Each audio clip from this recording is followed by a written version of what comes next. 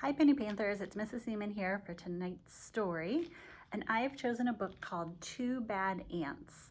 This book is by Chris Van Allsburg, who is one of my very favorite authors. You may have heard of him as he wrote The Polar Express, Jumanji, and Zathura, and quite a few other books. Let's get started. Two Bad Ants.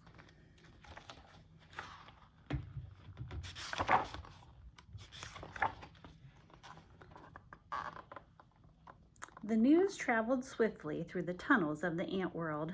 A scout had returned with a remarkable discovery, a beautiful, sparkling crystal. When the scout presented the crystal to the ant queen, she took a small bite, then quickly ate the entire thing. She deemed it the most delicious food she had ever tasted. Nothing could make her happier than to have more, much more. The ants understood.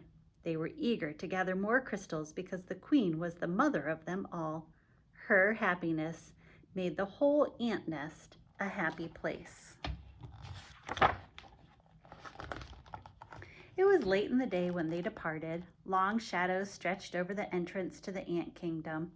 One by one, the insects climbed out, following the scout, who had made it clear there were many crystals where the first one had been found. But the journey was long and dangerous. They marched into the woods that surrounded their underground home. Dusk turned to twilight, twilight to night. The path they followed twisted and turned every bend, leading them deeper into the dark forest.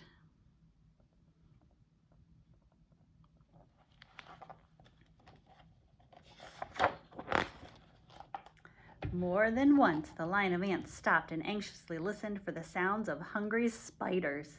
But all they heard was the call of crickets echoing through the woods like distant thunder.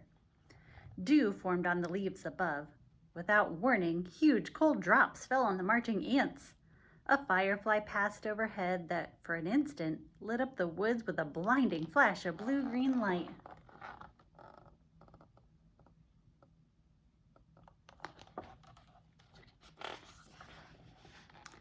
At the edge of the forest stood a mountain. The ants looked up and could not see its peak. It seemed to reach right to the heavens, but they did not stop. Up the side they climbed, higher and higher. The wind whistled through the cracks of the mountain's face. The ants could feel its force bending their delicate antennae. Their legs grew weak as they struggled upward. At last, they reached a ledge and crawled through a narrow tunnel.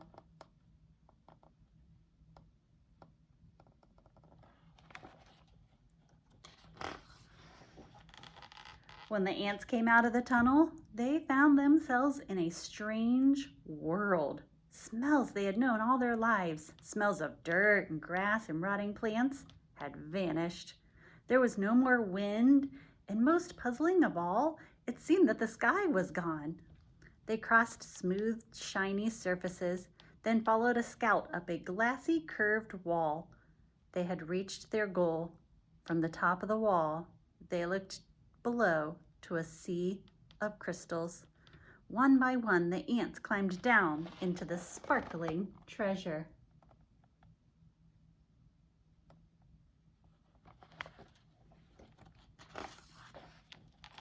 Quickly, they each chose a crystal, then turned to start the journey home. There was something about this unnatural place that made the ants nervous. In fact, they left in such a hurry that none of them noticed the two small ants who stayed behind. "Why go back?" the one asked the other. "This place may not feel like home, but look at all these crystals."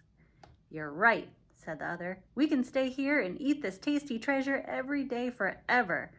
So the two ants ate crystal after crystal until they were too full to move, and they fell asleep.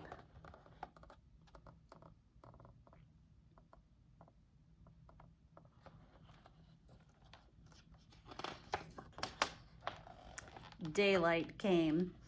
The sleeping ants were unaware of changes taking place in their newfound home. A giant silver scoop hovered above them, then plunged deep into the crystals. It shoveled up both ants and crystals and carried them high into the air.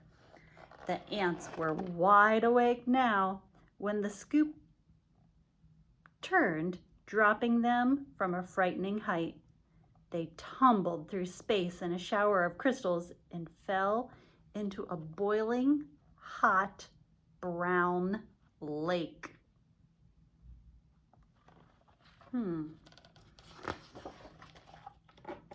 The giant scoop stirred violently back and forth. Crushing waves fell over the ants. They paddled hard to keep their tiny heads above water, but the scoop kept spinning the hot brown liquid. Around and around it went, creating a whirlpool that sucked the ants deeper and deeper. They both held their breath and finally bobbed to the surface, gasping for air and spitting mouthfuls of the terrible, bitter water.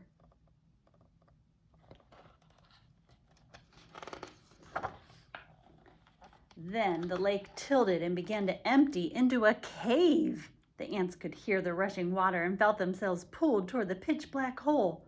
Suddenly, the cave disappeared and the lake became calm. The ants swam to the shore and found that the lake had steep sides. They hurried down the walls that held back the lake. The frightened insects looked for a place to hide, worried that the giant scoop might shovel them up again. Close by, they found a huge round disc with holes that could neatly hide them.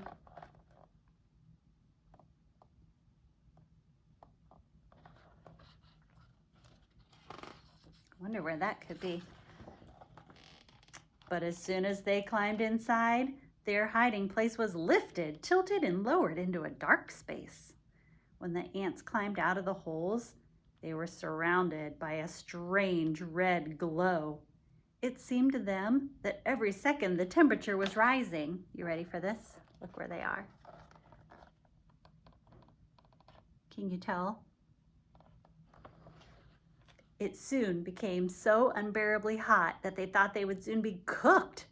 But suddenly, the disc they were standing on rocketed upward and the two hot ants went flying through the air. They landed near what seemed to be a fountain, a waterfall pouring from a silver tube. Both ants had a powerful thirst and longed to dip their feverish heads into the refreshing water. They quickly climbed along the tube. As they got close to the rushing water, the ants felt a cool spray. They tightly gripped the shiny surface of the fountain and slowly leaned their heads into the falling stream. But the force of the water was much too strong. Oh no. The tiny insects were pulled off the fountain and plunged down into a wet, dark chamber. They landed on half-eaten fruit and other soggy things. And suddenly the air was filled with a loud, frightening sound. The chamber began to spin. The ants were caught in a whirling storm of shredded food and stinging rain. Then, just as quickly as it had started, the noise and spinning stopped. Bruised and dizzy, the ants climbed out of the chamber.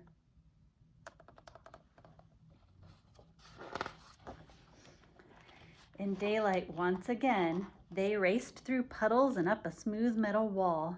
In the distance, they saw something comforting. Two long, narrow holes that reminded them of the warmth and safety of their old underground home. They climbed up into the dark opening. But there was no safety in these holes. A strange force passed through the wet ants. They were stunned, senseless, and blown out of the holes like bullets from a gun. When they landed, the tiny insects were too exhausted to go on. They crawled into a dark corner and fell fast asleep. You ready to see where they were? Look.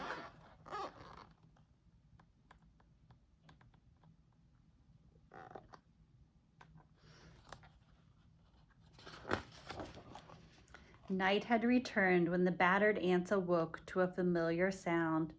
The footsteps of their fellow insects returning for more crystals. The two ants slipped quietly to the end of the line. They climbed the glassy wall and once again stood amid the treasure. But this time, They each chose a single crystal and followed their friends home. Standing at the edge of their ant hole, the two listened to the joyful sounds that came from below. They knew how grateful their mother queen would be when they gave her their crystals. At that moment, the two ants felt happier than they'd ever felt before. This was their home. This was their family. This was where they were meant to be.